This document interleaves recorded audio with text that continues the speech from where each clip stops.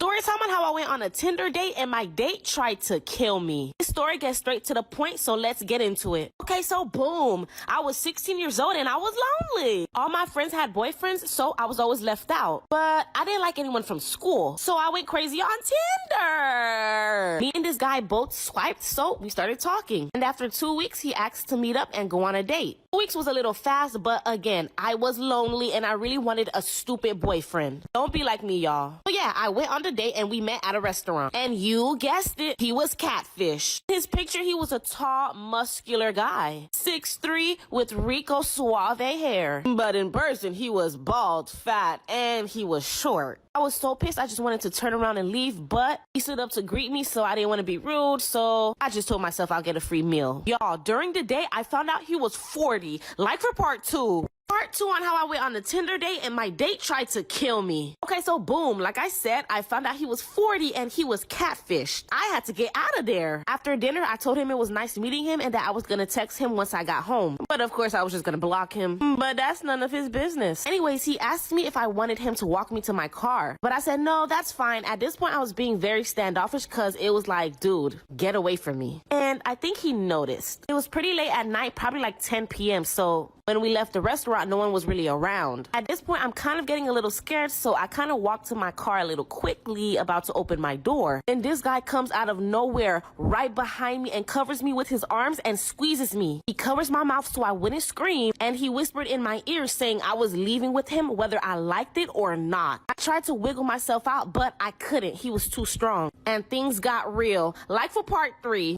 Part 3 on how I went on a Tinder date and my date tried to kill me. Okay, so boom, like I said, he comes up behind me and squeezes me with his arms and covers my mouth so I wouldn't scream. I tried to wiggle my way out, but I couldn't. He was too strong. But since his arms was around my upper body and my mouth, my hand where I was holding the keys was free, but my other arm was being squeezed by him. Thank God, all I needed was that one arm. And thank God I had pepper spray attached to my keys. So I took my pepper spray, sprayed him in his eyes, and he screamed. He let me go, and that's when I took my purse to reach for my taser. And yes, I tased him. Mama ain't raised no fool. I ran to my car, opened the door, and got home immediately. By the time I pulled out the parking lot, he was still on the floor. I got home and told my parents everything. They called the cops to the restaurant. He was gone by the time they got there. I just thank God he didn't know anything about me. Not my home, not my school, or personal life. All he knew was my first name. So if you're dating online, be careful. Story time on how my parents sold me to my uncle. Okay, so boom, let's get straight into it. Ever since I was a kid, everyone would compliment me on how beautiful I was. Literally got complimented everywhere me and my family went.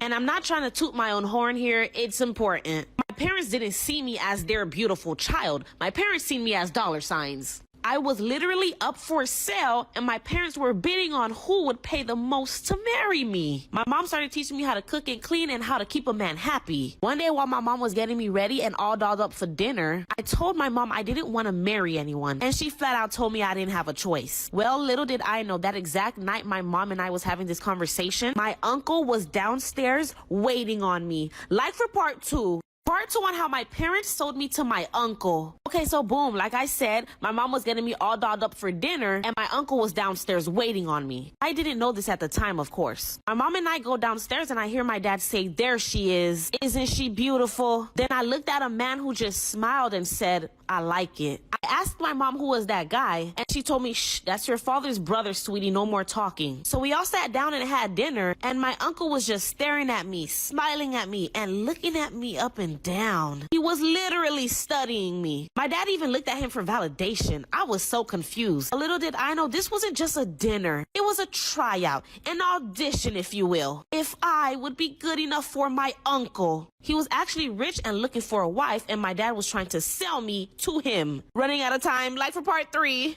Part 3 on how my parents sold me to my uncle. So like I said, we were having dinner and my dad was trying to sell me to my rich uncle. He was literally pitching a sale. She's beautiful, she cooks, she cleans, and she's very smart. And oh, she still has her V card. It was at that moment it hit me. I figured out what was going on. When my uncle left, my parents told me good job for being a good girl. I cried and told my parents I did not want to marry that man. I was 15 and he was like 40, but my parents told me I was going to marry him and I was going to like it. Well, fast forward a year later and they definitely sold me. And I lost my V card to my uncle on our wedding night. I hated it at first, but I kind of fell in love with him. And it didn't hurt that he was rich and I kind of lived stress-free. So yeah, my parents sold me and that sucks, but I ended up being okay with it. Lucky. And we all laugh about it now. Yeah, I know it's toxic and corrupt, but this is why it's an anonymous story.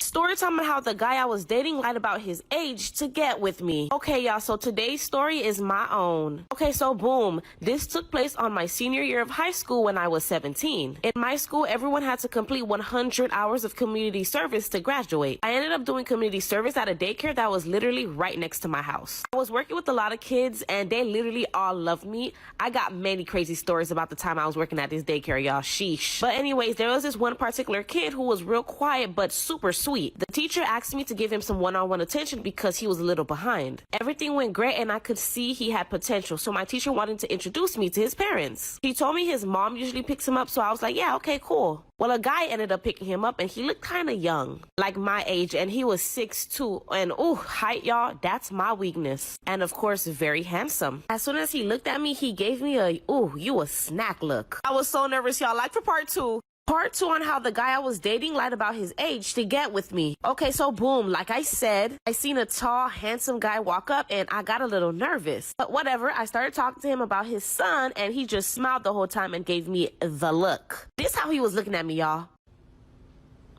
Like, please, if you're not ready for no action, don't give me that look. So I told him, your son is amazing and he's so sweet. And do you know what this guy told me? He told me, oh, I'm not his dad, I'm Big Bro. And I believed him. From that day forward, he was always coming to pick up his little brother, and we would always like flirt and stuff. Well, one day I was in the playground playing with the kids, waiting for all the parents to come pick up their children. I was sitting on a swing just like reading a book, and he came and sat next to me. This was the first time we were both kind of alone, like literally no teachers around because I was the only one watching the kids play. And this is the moment he asked me for my number. Y'all, we started talking and texting every night. This is when things got spicy, like for part 3.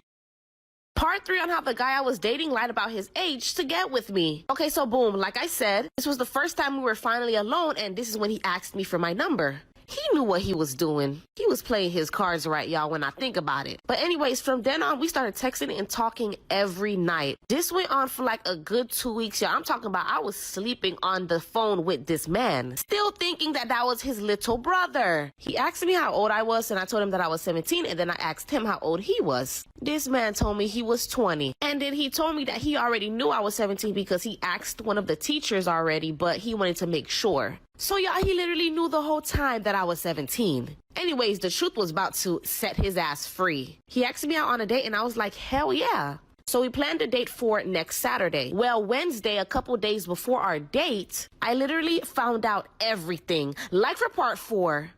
Part 4 on how the guy I was dating lied about his age to get with me. And this story is my own. Okay, so boom, like I said, we had a date planned for Saturday, but Wednesday, the truth was revealed. The teacher was like, damn, Leo's mom hasn't been here in a while. She used to always pick him up, but now I'm always seeing the dad pick him up. I wonder what's going on. And I was like, huh, dad? What? Huh? I said, that's not Leo's dad. That's his brother. And then she looked at me confused and was like, no, that's his father. And I just stared at her like, what? And I said, how old is he? She was like 32. Y'all, my jaws dropped. He was actually single though. They were co-parenting, but he started picking up his son more literally because of me. I had the audacity to call him his little brother. From that day, I blocked him on everything and started hiding from him every time he came. So he thought I didn't work there anymore. He even asked about me. All the teachers had my back. Then eventually he stopped coming and the mom started picking up Leo. Thank God I didn't do nothing with him. These guys are weird. Story time on how my mom and dad did the nasty with my best friend. Okay, so boom. My best friend is 17, my mom is 34, and my dad is 38. Every day after school, my mom would pick me and my best friend up and take us to our home because my best friend's parents worked until late nights. My parents grew to love my best friend and she became part of the family. Well, one night I went to another friend's house to complete a homework project. And when I got back, my parents and my friend looked strange. They were all laughing and just really touchy with each other. Little strange, but I thought nothing of it and I pushed it to the side, and a month later I got a job. So now my mom would pick me and my best friend up from school, but this time she would drop me off at Chick-fil-A. And every night I got back, things got weirder and weirder. But once again, I just kept brushing it off. But little did I know that I was about to walk into some mess. Let's just say cops were called. Like for part 2.